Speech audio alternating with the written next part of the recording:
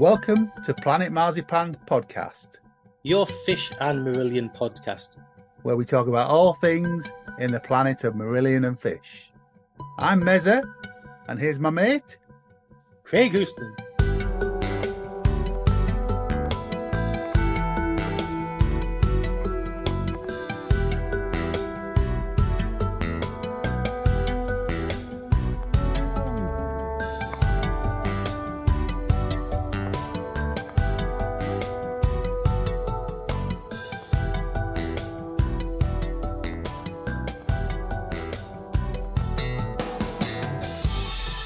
Hello, welcome to Planet Marzipan. I'm Mezza. I'm here with my good friend, Craig.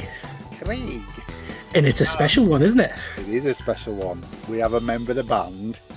As you can see from the tile, we welcome back Sir Stephen of Rothery, who's here to talk all things Bioscope with us. He's here to talk about the album Gentō or Gentō, however it's pronounced. He doesn't know, I'm not sure. That comes out on Friday. And so we got a fairly chunky interview with Rothers, and then at the end of that we've invited some friends around to give us a review of Gentō, haven't we? Yep, so let's get stuck in. We are really pleased to welcome back to the podcast Steve Rothery. Good evening, gentlemen. Good evening, Steve. How are you? I'm pretty good, thank you. Good. Well, thanks for coming back onto the podcast, and you're here to talk about primarily the Bioscope album, the Gentō album. Yes, it's been a long time coming, but it's getting close to that retail release date time. Just found out that they want me to do a signing at Rough Trade in London the day of release. Oh, fantastic. Ooh. That's the 22nd of August, isn't it? It is, yeah. Brilliant. Well, so get yourselves down there if you get a chance. Yeah, absolutely. Just to go back to the sort of birth of the idea, when did you first meet Torsten then? Well, we both did Cruise to the Edge in 2014, but first time I kind of really spoke to him much was we met for a coffee when Marillion were playing in Berlin in December 2018 on the Fear Tour, and we got on really well, and we talked about the idea about maybe try writing together one day. And skip forward to February 2019, I flew over to Berlin just for a couple of days just to see how it would be. And it was quite promising, but we were both very busy. Then March 2020, he was over in London for a solo show. And the next day, he brought his gear up to the Racket Club, and we had about, 4 or 5 hours playing together. Which was amazing. It was really good, and you could tell then that there was going to be something very interesting that would come from this collision of the two worlds, so to speak. And then it sort of developed from there. Really, we had the pandemic, so nothing happened for probably about 20 months. But then December 21, I started this pattern of flying into Berlin in December for 5-6 days, and we start working on ideas. And that continued all the way through till last December. And you were a Tangerine Dream fan back in your youth, weren't you? Yeah. Well, growing up in Whitby, I used to listen to Stratosphere and Ricochet. And yeah, they're just very, very different to anything else that was out at the time. You know, I was getting into the classic prog albums. But Tangerine Dream kind of like they were somewhere else. Yeah, definitely. Yeah, I've just been talking to one of my friends, Dave, who I've been mates with for like 30 plus years, and he's a massive Tangerine Dream fan. So he can't wait to get his mitts on this album. Yeah, the response so far from the people who've heard it's been absolutely fantastic. And of course, we had the Dolby Atmos playback in London a couple of weeks ago, which went really well. And being able to hear the album in surround sound with the visuals that Patrick Dunn and Jenny have done for the album, it's very special. That's Jenny, your daughter's done one of the tracks. Yeah. She did the Gentō video. Right. And Andy Bradfield's done the Atmos mix, hasn't he? Yeah, he mixed the stereo and the Atmos. Oh, fantastic! And because there is the single CD's been available from Racket for a little while. Yeah, that's the release has got a Blu-ray, hasn't it? Yeah, no, the idea of that was to do like a pre-release version that we could both sell to our fan bases.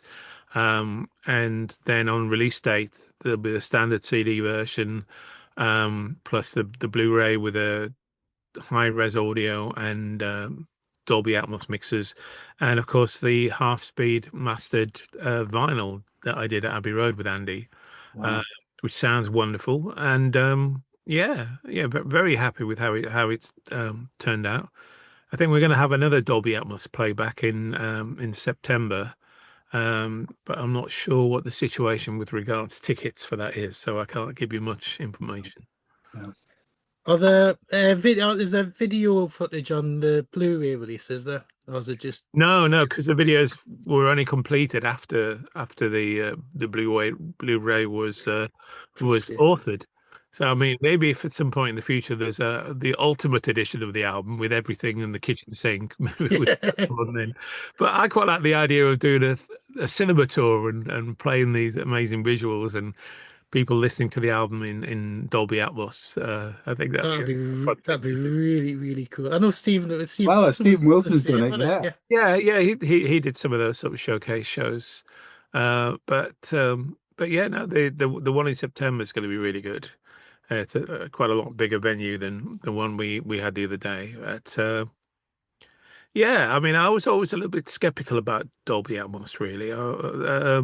But having experienced it in that way, you can see what the attraction is. It's just I just don't think it's a domestic format, really, and unless you very rich and you can afford a cinema room, or you've got a very, very understanding wife that doesn't mind you chopping holes in the ceiling for the speakers. Yeah, I was going to say, is just Joy let you do it yet or not?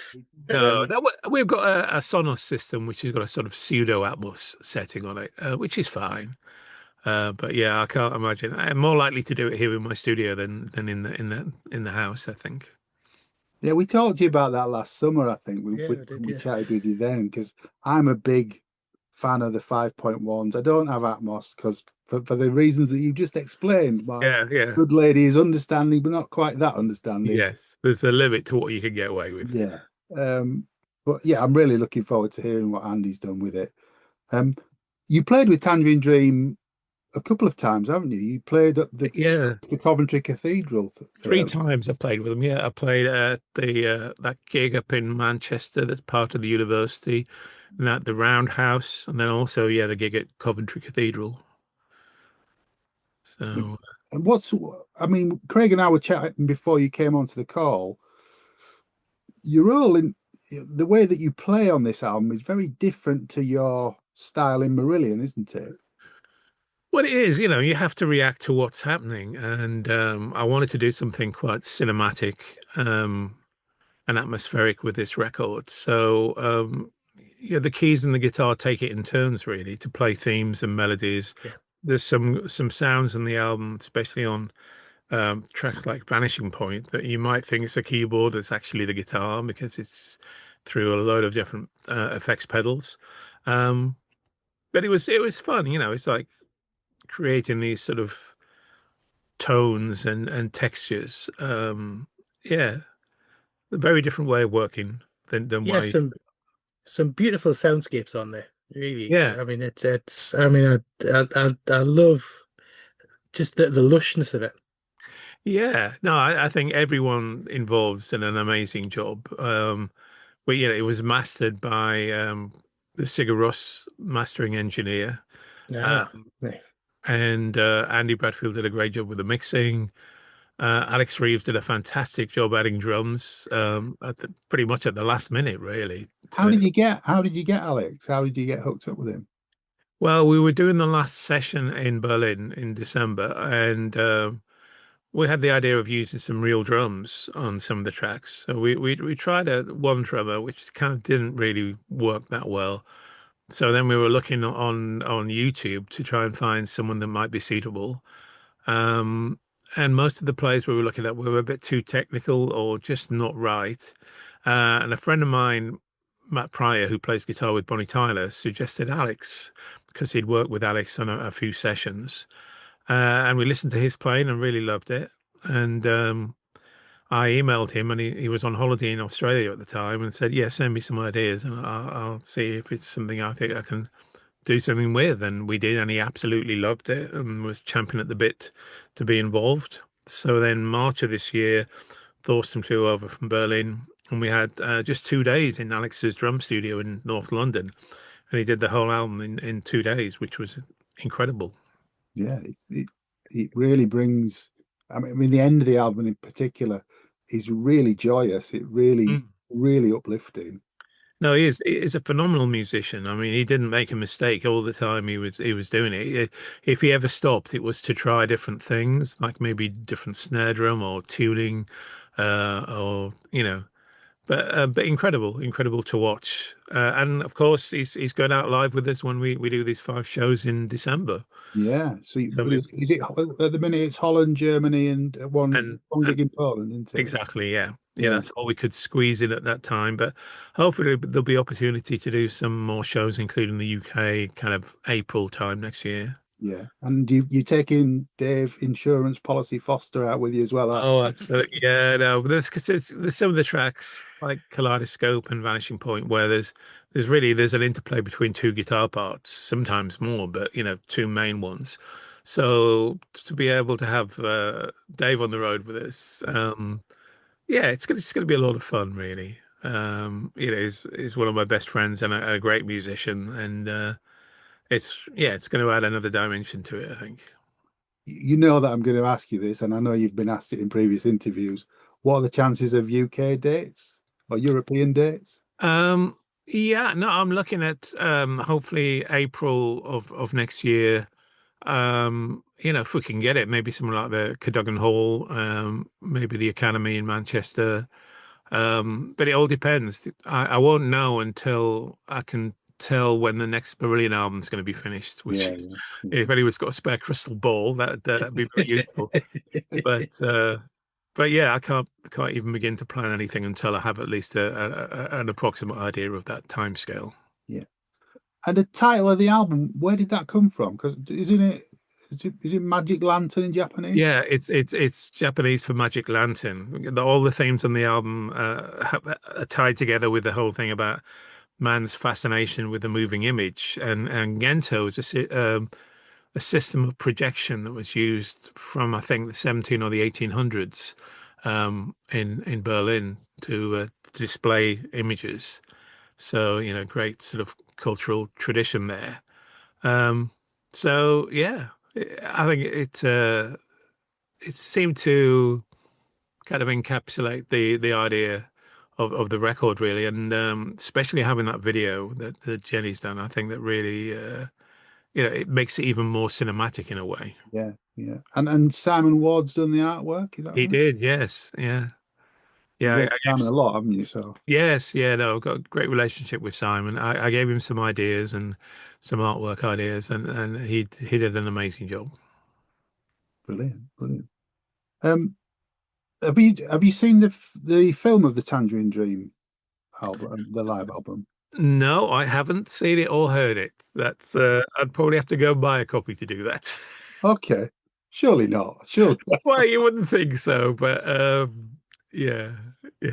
It's very. I mean, the album's called From Virgin to Quantum Years. It's available in a 2 CD set, and there's a deluxe. I think it's 4-disc with Blu-rays and a nice book. But it sounds great. I have to say, I'm not used to Tangerine Dream at all. But again, there's some great stuff on this record as well. Well, yeah. When Thorsten next comes across, maybe for the Dolby Atmos thing in September, I'll get him to bring me a copy. Yeah, I think you should. Too right. You've definitely earned it. Yeah.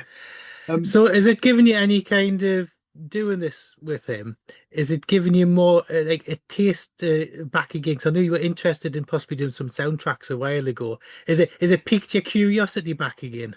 Well, it's one of those things, this wasn't designed to be anything other than like a musical conversation between the two of us. But it has turned out to be very cinematic and suitable, a lot of it for to be used in a film or TV soundtrack. So who knows? Who knows where it might lead? Obviously, Tangerine Dream have done a lot of soundtrack stuff over their careers. And then people have made a career by sounding like Tangerine Dream doing. Yeah. Is it an ongoing project, Steve? Is there like to be more music from Bioscope? There's definitely going to be more. Yeah, that's why I wanted to give it a name as opposed to just calling it Rothery and Questioning, which Stephen Wilson said sounded like a firm of accountants. And I think he probably had a point. Yeah. So that's why I came up with the whole Bioscope name and the concept. And yeah, I want it to be something that we can do several albums with. We have a great time doing this. There's no arguments, no egos, just the joy of creation, really. You always seem to have, whenever we speak to you, a number of projects on the go.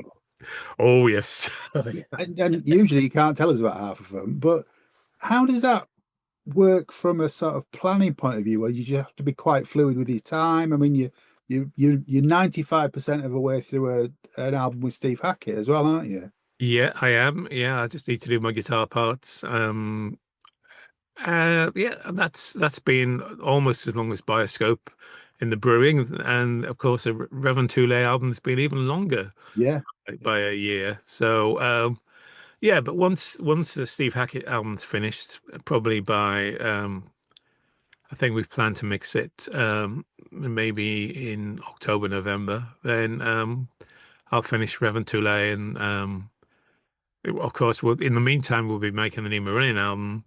I'll try and get volume 2 of Postcards from the Road together. And then I'm going to make another album with my guys, my solo band guys. So yeah, I've got a few things yet in the calendar. Just a few things, just a few. Yeah, keep active. It's good. But it's what I am. It's what I live for. Sometimes you have to juggle your life to fit everything in. But I think it's worth it. I mean, certainly from this album, it's brilliant, and I'm really looking forward to the album with Steve Hackett. Are there any plans to tour that? Because I appreciate Steve's out on the road a lot as well. Yeah, I think it really depends on how well it's received. I think it's another fantastic album, and it's some of the most amazing playing from Steve I've heard, I think, in a long, long time. And there's a great interaction between the two of us. There's the end of one track that's kind of in 3/4, and I play like a repeating melody, and then Steve comes in and plays underneath it, and the two guitars kind of weave around each other, and it's just an amazing moment, really. How does it feel to be friends with Steve Hackett? I mean, you back in all those years ago in Whitby listening to Genesis, and now you call him one of your friends. Oh, he's one of my best friends, I'd say, and it is quite surreal. What was the most surreal aspect of it? It was about, oh God, I don't know when it was now, 4 or 5 years ago, maybe. We went up to Whitby together with obviously my wife Jo and Steve and his wife Jo, and we had a few days there, and it's kind of part of some of the themes on the album have a sort of nautical flavor. That's all I can say. It's not Captain Pugwash or Old Sea Shanties, but some of the naming of the tracks and some of the inspiration, I suppose, comes from that. But yeah, if you'd have told the 15-year-old me that 40 years later or 50 years later, I was going to be walking around the streets of Whitby with my childhood hero, I would have not believed you. No. So it was quite a magical thing. And you've guested with Steve twice, I think, on the Genesis Revisited. Yeah, I have. Come out, you do a really extended jam on Fire in a Windshield. That's right. Yes, that was Steve's idea. He was, we're just doing this until we get bored, and then I'll signal the change. And he took a long time to get bored. That's all I can say. It's quite an extended version. Yeah, it's good. It's brilliant. It's good, and it was great fun to do. But yeah, when you're in that situation, especially when there isn't that much movement in the chords behind you, you're really having to pull rabbits out of the hat for quite a long time, and not try not to repeat yourself. Try and give it some sort of structure and melody. So it was a challenge, but it was worth doing, definitely. Did you get much rehearsal? Sound check. All right, sorry. Yeah, I had to know then. Yeah. No, yeah, that's how much we got. Yeah. And was the Lamb, or is the Lamb, an important record to you? Yeah, it's probably a lot of it is my least favorite of the Gabriel era tracks. I think it could have been a great single album. And there are some magical moments on it. But maybe they were kind of moving in a bit of a strange direction, I think. I think it kind of peters out on side 4 for me. It kind of loses Yeah, momentum. But but all the Genesis albums of that era, I think, are great. yeah. It's just probably not my favorite. Again, I'm asking you how long a piece of string is here, but you mentioned the Steve Rothery band and you'd like to make an album with the Rothery band again. I presume all this activity next year means we're not likely to see the SRB on the road. Honestly, I have no idea. I'd like to squeeze some shows in towards the end of next year. But again, until I know what's happening with Marillion, I can't book anything in. But if there's a way, yeah, I'd like to do several shows around the world with the SRB. Yeah, those shows last summer were absolutely brilliant. Amazing, yeah. Yeah. And in Germany, I believe you did you not go up a level on the venue? Did you?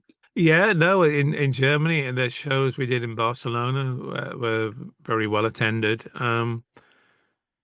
Yeah, I think, I mean, and the Netherlands as well, actually. I think generally it feels like it's sort of growing, the demand for it. Maybe because, now Fisher's retired as well, even though we were playing a mixture of old and new stuff. But, people want to celebrate all the different eras of Marillion. And I think that's what the SRB is all about, really.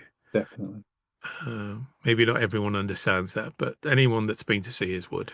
Yeah. I can't recall you smiling as much as you do at SRB gigs. No, it is a lot of fun. The great guys to work with. We have a laugh, and yeah, it's just a real pleasure. And Ricardo's involved in the Hackett album, isn't he?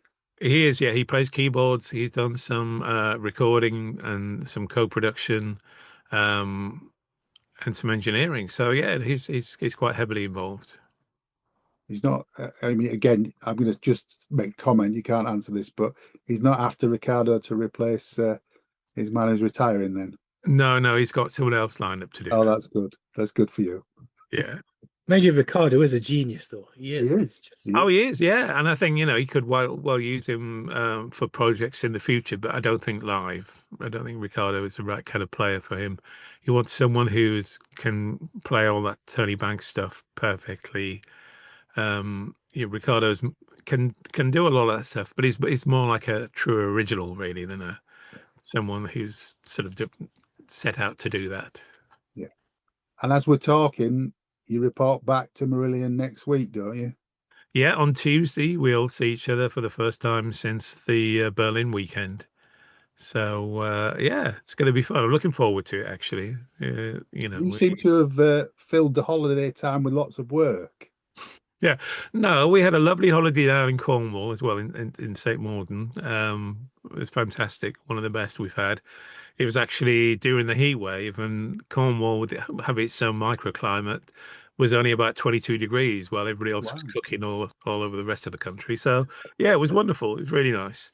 But yeah, I have been doing a lot in between things, and I've been doing tons and tons of interviews for Bioscope, like 5 a day last week.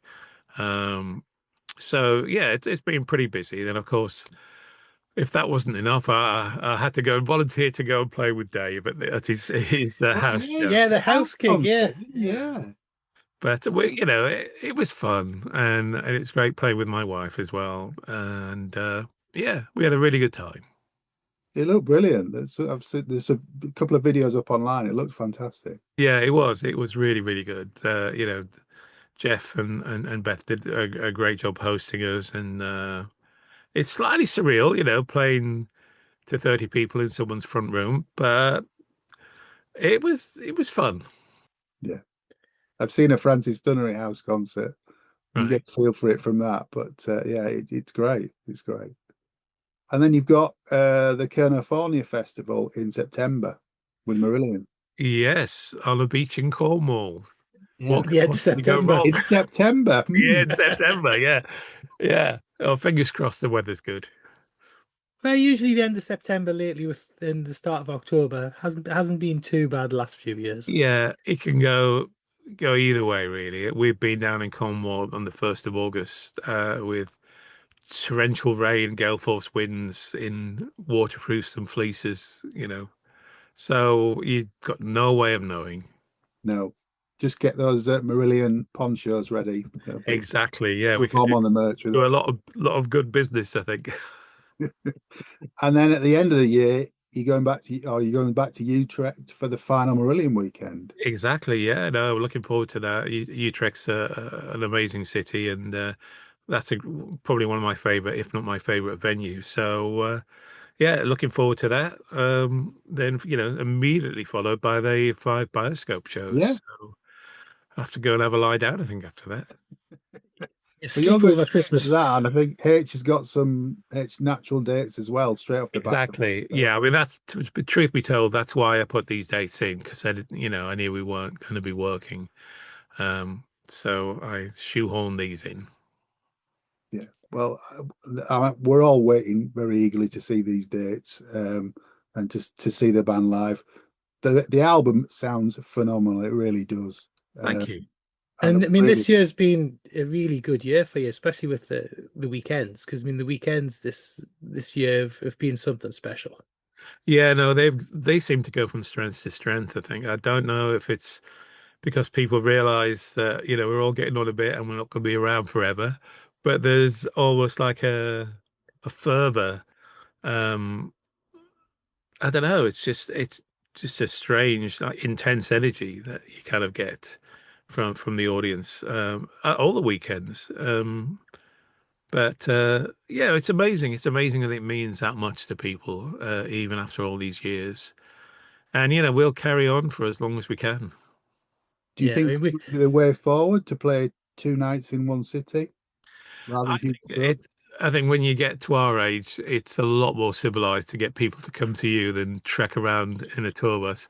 You still have to do that sometimes. I think we might have some shows in Germany in the summer where we're having to do that, but it'll never be my first choice. No. You've done your years on a bus. Exactly. And you don't, well, I don't sleep properly on a bus, and it just, yeah, it's not my idea of a good time. No. But look, the record's great. We can't recommend it highly enough. As this goes out, it comes out on Friday, so Cool. keep an eye on the media for the rough trade signing. Yeah. And watch this space for the surround, the Atmos listening party. Yeah. And one of the things I was going to say as well, and don't know whether you've heard, and we've got an episode that's gone out. Well, it'll be out by the time before this one goes out. But we had an interview last week with Stephen Rainey from BBC Ulster. Oh, okay. And I don't know whether you've seen on BBC Sounds, he's done a documentary on Brave, which is I did see that. Yeah, I haven't had a chance to listen to it yet. So You sent it to H, didn't you? Saying on Corona Diaries. Yeah. No, I sent him the link for it, but yeah, I really haven't had a time to do that. Yeah, it's definitely well worth a listen. And Steve is a lovely. I will do. Yeah, but I mean, to get a massive fan. 5 tracks off Brave onto BBC Radio is a hell of an achievement. He deserves some kind of award for that, I think. Yeah. But no, it's really good. Steve, thank you very much for talking to us today. We wish you all the luck with the album. Not that you need it. Good luck in getting back with the guys and finishing off the Marillion record. Cheers, thank you. And you look incredibly well, I have to say. For all this work, it seems to be doing you the power of good. Yeah, I'm making a conscious effort to get healthy. I collect my pension in November, and I want to live long enough to spend a bit of it. Exactly. Oh, brilliant. Thank you very much, Steve. Great to speak to you. All right. Cheers, guys. Cheers, mate. Thanks a lot. Take care. Well, he was lovely, wasn't he? Oh, he's there. It is good. Yeah. We thank Steve for giving us some more of his time. He's done a huge raft of interviews. I'm sure you've heard him elsewhere. And I think it's great that he's had the interest as well for the album. You know, and it's good that people want to speak to him, and it's good to get the name out there. Yeah. But give it a listen if it's not your sort of thing. Just try it. It sounds great. I have to say, I'm not a huge Tangerine Dream fan, but it sounds brilliant. And You're great. just gagging for 5.1, aren't you? Well, absolutely. I shall be snapping that bad boy up. Yeah. And yeah, and I I was waving the CDs at Steve during the interview. I've got the Steve Hackett, The Lamb Stands Up over at the Royal Albert Hall. That's brilliant. As I mentioned, I've got the Tangerine Dream from Virgin to Quantum Years. That's really good. And then the Gentō album, I've got one of the Racket copies, and that's great. And signed by the Lord himself. Yes, signed by himself, yes. And we've spent a bit of time with the Gentō or Gentō. I didn't really discuss the pronunciation in the interview, but I understand it could be either. It might be Gentō. In all the interviews that he's done, he doesn't know himself. So. No. But we've got some friends round who've heard it as well. So we wanted to sort of do a fairly lengthy, fairly brief review of the album, because it comes out on Friday. So if you've not heard it or not got it, hopefully this will convince you. But we welcome back to the podcast James Levey. Good evening. Hi, James. Hello. Grae Tennick. Good evening. Hello. Nathan Page. Good evening. Hi, Nathan. And Seamus Colgan. Pardon? Hi, Seamus. You okay? Hello. So we're going to talk about Gentō. You've all heard it now. Yeah. Yes. And We have indeed. Nathan was lucky enough to go to the surround, the Atmos playback as well. So we will come on to that a little bit later. And Nathan, you can rub it in. Yeah. Because it's going to wind John up. Go on. But no, to be fair to him, he contacted me and asked me if I wanted to go, didn't you? I did. He did. He gave me the opportunity. You didn't. And full disclosure, Seamus is a huge Tangerine Dream fan as well, aren't you? I am indeed. Tangerine Dream and the whole Krautrock, kosmisches Musik, so everything, German electronic music, German Krautrock. Right. I love it all. Well, there we go. The album itself is just shy of an hour long. There's sort of 1, 2, 3, 4, 5 pieces of music, really. The first track, Vanishing Point, is split into 3. The whole track's about 20 minutes long. Then you've got the title track, which is a standalone. Kinetoscope, which is a 2-part piece. And then Bioscope is a 3-part piece. And the album finishes with Kaleidoscope, which was released as an online single, I think. Yeah, that was the first release from the album. Yeah. Do you want to talk about it sort of piece by piece? I've got a sea of blank faces here. Craig's the only one responding to me. Yeah. Why not? Okay. So the first part is Vanishing Point, which is parts 1 to 3. And as I say, it's about 20 minutes long. Anybody want to pick that up? Yeah, it is. I like it's what I get from this myself is it feels like the opening music of a movie. And what I kind of, to me, it feels like what I get it is like an 80s thriller, something that gets into my head. The film that I'm thinking of when I was listening to it the first time is No Way Out with Kevin Costner. The one where he's a Russian spy, and it's just got that kind of American thriller movie theme, especially in part 1 of the 3 parts, especially in part 1. But and it's almost got later on a little bit of a Blade Runner-y kind of theme, which I think could work in the new TV series of Blade Runner, which I've just filmed. Okay. Nathan? So for me, I thought this was the most traditionally Rothery song on the album. There's lots of Rothery over this track, not as much influence from kind of the Tangerine Dream side of things. It's perfectly pleasant. It wouldn't sound out of place on like a Rothery solo album to me. Opinions may differ, but for me, it was the least exciting thing on the album. That's not to say it's bad. It was just the least exciting thing for me. Yeah. Okay. Great. So Oh, well, I'm coming to you last, Seamus, because you're the expert. So we're building round to you, if that's all right. Great. fine. So I really didn't know what to expect from this. Obviously, we did hear of some in Port Zealand, didn't we? There was the track that was played in Port Zealand. And for the life of me, I can't remember which track it was. I don't know which one it was, and I was there. However, I didn't really know what to expect from the whole album thing, because when I put it on, it's really weird. So Vanishing Point for me is part Tangerine Dream's Near Dark soundtrack album and part guitar outtakes from Clutching at Straws. A lot of the instrumentation that he does and the bits that he does, it's like the ethereal guitar pieces. And completely opposite to Nathan, this is my favorite track on the album because of that. It takes me back to I didn't listen to a lot of Tangerine Dream, but there was a period in the 80s where they did some soundtrack work and they did some other stuff that was more approachable, and I loved it. And the second I put it on, I was like, oh, hang on a minute. Yeah, I know where this is coming from, and thought it was brilliant. It is perhaps the one that's most Rothers, I think, Nathan. I think you're right there. It's got that kind of his affectation and the way he layers stuff on top of it, and it sounds gorgeous. Yeah, so it set me up really for quite a positive experience, I think, when I first heard it. Cool. James? Yeah, I go along with a lot of that. I think that what Craig was saying about the sort of musicality or theme music to films, Rothers talked about over the years writing sort of music for cinema and films and things like that. And when I started listening to this, I thought, yeah, this is what he meant. This is what I can see him.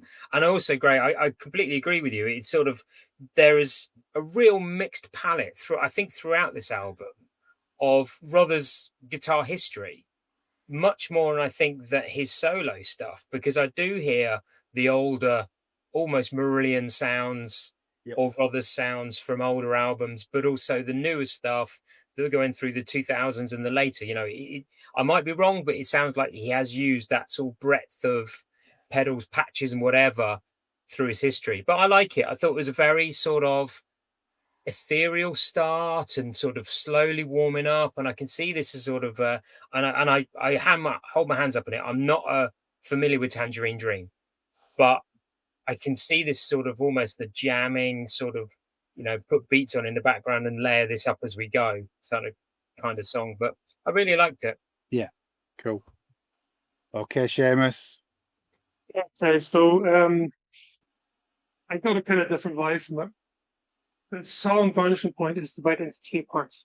Okay, and for me, it seemed to be like kind of introducing the band. I find the first part was much more Tangerine Dream. It sounds very like Realm. Which album is that? For our listeners? Realm. Yeah. It's German for space or room. So that's the last studio album that they released. And so just a bit of background. Boston, Fetchney, that's how you say his name, by the way, Fetchney. He joined Tangerine Dream in 2005. And in 2015, before Edgar Frozen, the original founding member, passed away, he passed on the baton to Thorsten. And for me personally, this was the beginning of a restart of the band. And went through a long period of not liking a lot of the late 80s, 90s Tangerine Dream. I find it very boring, very, very synth pop, synth sounds. It just wasn't my thing. This album, Realm, and first part of Vanishing Point, seemed to be, I'm not saying copying, but definitely taking bits of the vibe of the last Tangerine Dream album. Whereas the second part, it for me was the drums. It seemed to be like, okay, I'm passing on, now we've got the drummer. So the drums seem to be quite front and driving, and they basically push the song forward. I can't imagine how this album would have sounded if the drummer from Elbow hadn't actually. Well, as Steve said in the interview, he wasn't really in the mix originally. No, he tried somebody else and it didn't quite fit, and then they eventually arrived at Alex. So Yeah, but it definitely glues together. Yeah. It definitely glues together. And I think it was only one session. Yes, I think it was. Yeah, I think so. That's what he said. Okay, and the third part, Steve was up front from me. I definitely could hear a lot of similarities with his previous solo album. In that case, great song, loved it. Yeah, I think it sets the tone for the album, doesn't it? Definitely. As I say, introducing the band. Here we go. Yeah. Here's something new. Okay. Yeah. The second piece then is the title track Gentō, which is just shy of 7.5 minutes long, and it's different again, I would say. Greg? Yeah, this one has just been released last week as the second track available from the album before it comes out. There is a video on YouTube with it, which is it fits the track perfectly. It's basically a through the night video of like traffic and the goings on in, I think, Tokyo. From the move, it starts off like overhead and passing, and it's got like this staccato kind of feel. The music is very like it's quite busy, and the video fits it absolutely perfectly. And again, we'll talk about it when I get to Kaleidoscope.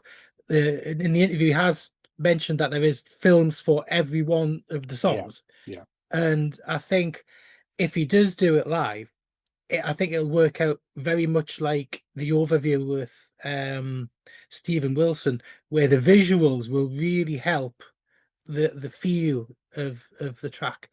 But no, I like it. I do. I like it. I preferred it since seeing the video, because I thought the track was okay. I didn't think it was one of the stronger tracks on the album until I saw the video, and you feel it more watching the visuals. So if you get a chance to see the video on YouTube, dive to it. It's really cool. Great. Nate? So I was literally gonna highlight the video myself. I thought watching it in the studio with the video playing, and I think the video is by Jenny Rothery actually, from kind of memory. It really does pair up well, and I from memory it starts out with traffic and then it moves on to almost like a train journey. So again, it's that kind of through the day thing. A couple of different moods in there. Great track. Definitely not what I was expecting from Rothery, but yeah, great track. Yeah, great. Graham? It's interesting that both of them have said that it gels more once you've seen the video, and I completely agree. I watched it today, and before I watched the video, I was like, I'm not sure why they've made this the title track. I'm not sure why this is what they named the album after or what have you, but it kind of fits and tying it together. So have any of you actually Googled what Gentō means? It's Magic Lantern. Or visual education. All right. Okay. It's either Magic Lantern or visual education in Japan. So it kind of gels together with the idea of like, you need to see it to understand it. It kind of, musically, it's not that it washes over me. It's the fact that it just makes me feel really comfortable. This doesn't drive. It doesn't force me to do anything, but it just sounds lush. And just, it's, when you said earlier on about the album lasting an hour, I find it I find it hard to realize it lasts that long, because when I put it on, it finishes and I'm like, is that it already? Yeah. I'm really looking forward to hearing the Atmos mix. I know Nath's already heard it, but this music does lend itself to that sort of. I am really looking forward to that. And I hope when they release it, it comes with the full video imagery rather than It doesn't. He's told us that in the interview, which you haven't heard yet, but the videos weren't ready to be on the Atmos mix, I'm afraid. So oh no. He may just have to sell us it again. Yeah. To back reference our Stephen Wilson episode. Okay. James? Yeah, I think I agree with those. It's sort of a track that, I say, washes. I think Grae said it washes over you. It's I haven't seen the video. I will go and check it out. I haven't had a chance to look at it. But it gives me at times, and as I said, I'm not au fait with Tangerine Dream, but it harks back parts of this album. I think this This is where it starts for me. Sort of harks back to some of the 90s and early 2000s sort of Future Sound of London, people like that sort of really have that same feeling, and I probably also sound like when the Orb played with Gilmour. Yeah, there's lots of that in that feeling and that sort of soundscapes in this album, and I think this is where it really starts kicking in for me for that. Okay, Seamus? I done the exact same thing. It definitely gave me a vibe of the Orb and Dave Gilmour album, Metallic Spheres, I think it's called. There's a really nice, there's a really nice remix that came out last year. It sounds even more the same kind of vein. Yeah, it's Tangerine Dream. It definitely James, the Future Sound of London, Orbital, that kind of vibe. 90s, the best electronic music that came out of Britain from that time period, as far as I'm concerned. Very, very chilled from start to finish. Was convinced me much more than the first single that came out from the album. Okay, It sold it for me. I was pleasantly surprised. The video works very well with it. yeah, They combine together, and yeah, it would be nice to see the whole film, from start to finish. absolutely. I think Craig's hit the nail on the head. I think the video does really make you appreciate it more.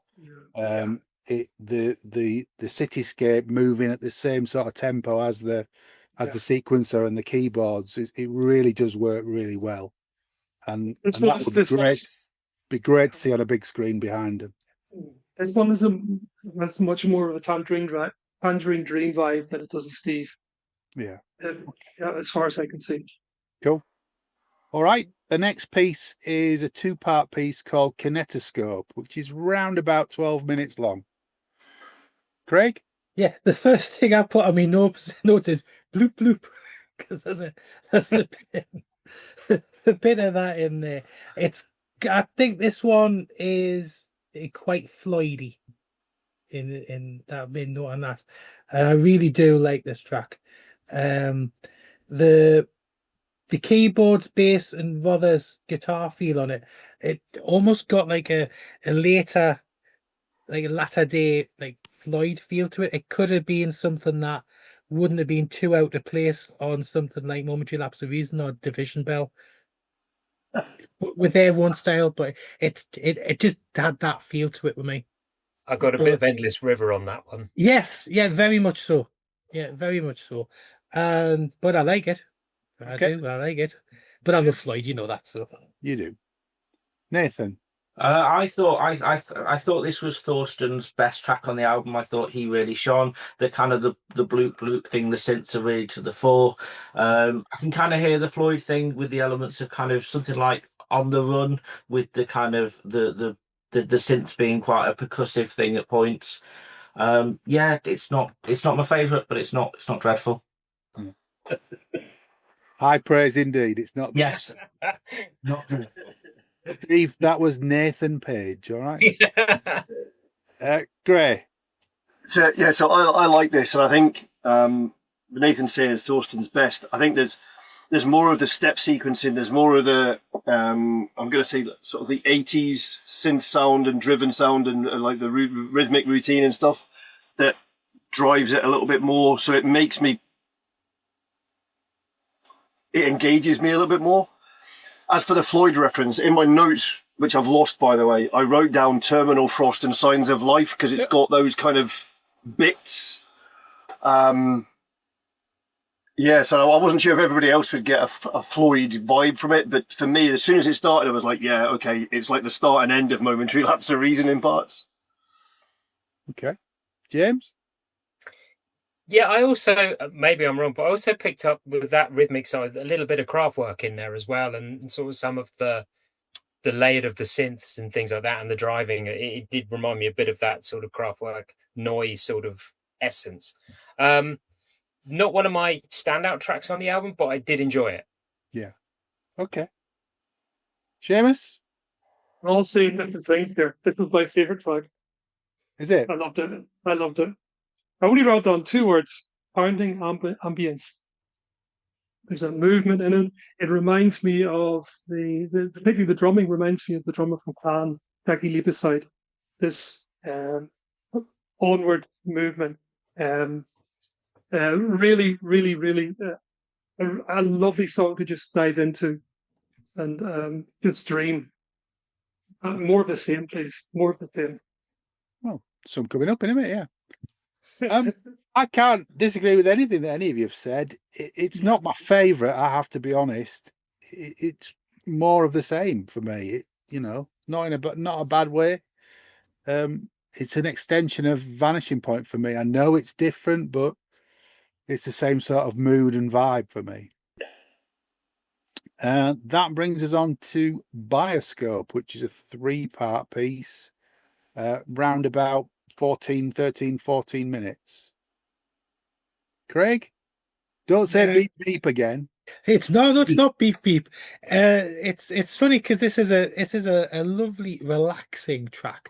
This song here would be perfect to be sprawled out on a beach in the sunshine with a bucket of drink next to you.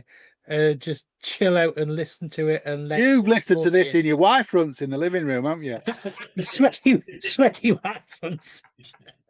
You sat in your wife fronts, got a Diet Pepsi, this on. Me feet in the paddling pool. God. Well, we know what the next video is going to be. Oh dear God, no. But funny thing is this track in part 1. If you actually did, you could actually do a mashup of part 1 with All Saints Pure Shores with it. That and this track together would make an epic mashup. So anybody who's got a bit of technical know-how to piss around the songs, a good mashup there. I don't know how to follow that, but you're going to have to, Nathan. Bring us back on track.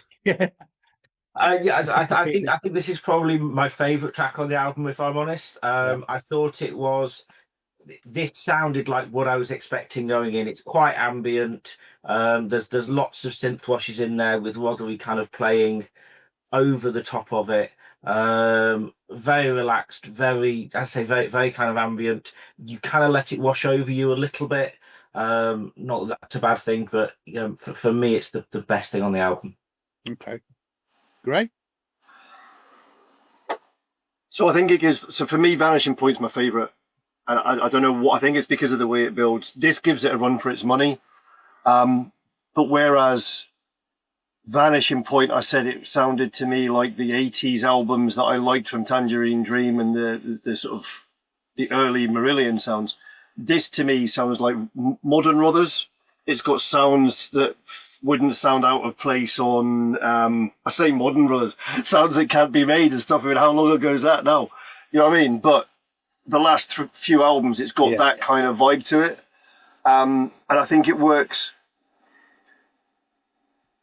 I think it was Seamus was saying, for Vanishing Point, you had Thorsten take a piece, then you had the drumming take a piece, then you had, this one's more of a whole. Everybody seems to be pulling together. Yeah.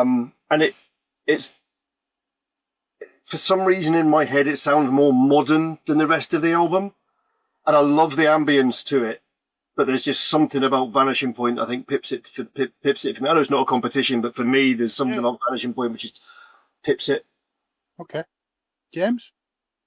I think it's up there. I think it's one of my favourite bits of the album. I agree with Grae. This is latter-day Rothers and the latter-day Rothery sound. But the ambience is lovely. It brings me almost sort of what Craig was saying, not about the Y fronts, but being on the beach. It's sort of Ibiza chill. It is like that sort of Ministry sound, chill out albums, and that whole almost air band quality of that really relaxed. And it's more of an organic piece. It's real, everybody together, and it sounds lovely. So yeah, it's up there for me. Oh. Seamus. Very pretty. Very pretty. So I got this kind of beef of kind of vibe as well. Like waves washing over me. It's very immersive. It's sometimes you get the feelings you're flying. It's shimmering ambient music. It's really nice. It's a close second for me. Okay. Yes, I agree.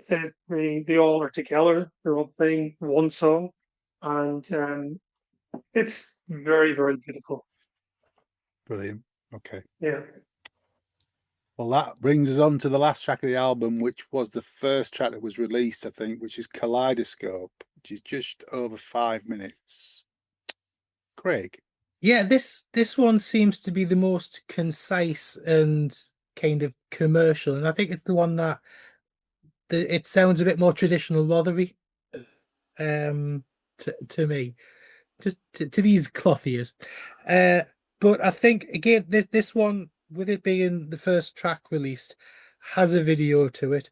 Surprise, surprise, it's a kaleidoscope, but fits perfectly well. It fits absolutely perfectly well.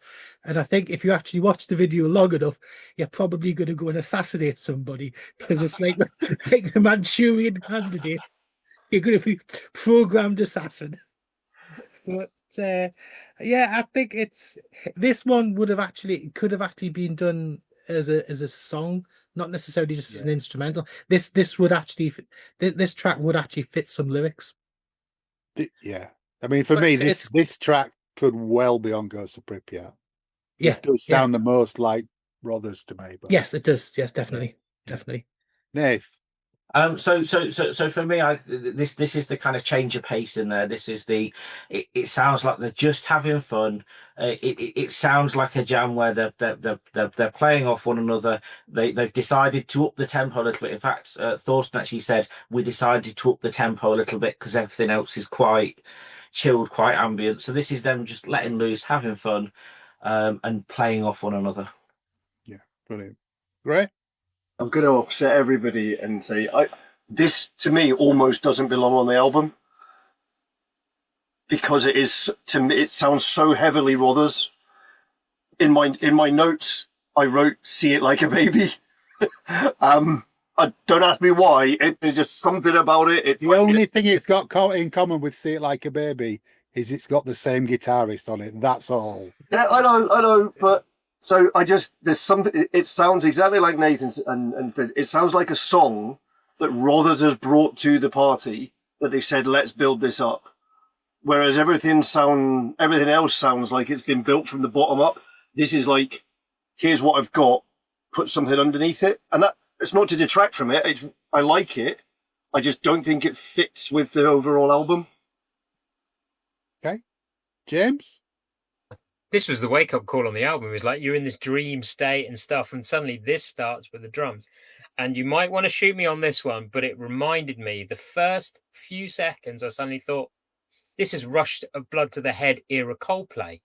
No, I'm fine with that. Yeah, wow. That's what it sounds like. You know, that sort of drums echoey. But I totally agree with you. This could have a killer lyric over the top of it and become a song. Yeah. Okay. No, I enjoyed it though. Yeah. Brilliant. Seamus? I think it's okay. There's the Tangerine Dream fan. No, I think it's okay. Actually, I just wrote down, sounds like an outtake from the solo album, Steve. Definitely sounds like an outtake. And I'm glad I'm a vinyl freak, because it's not the last track on the album. What is?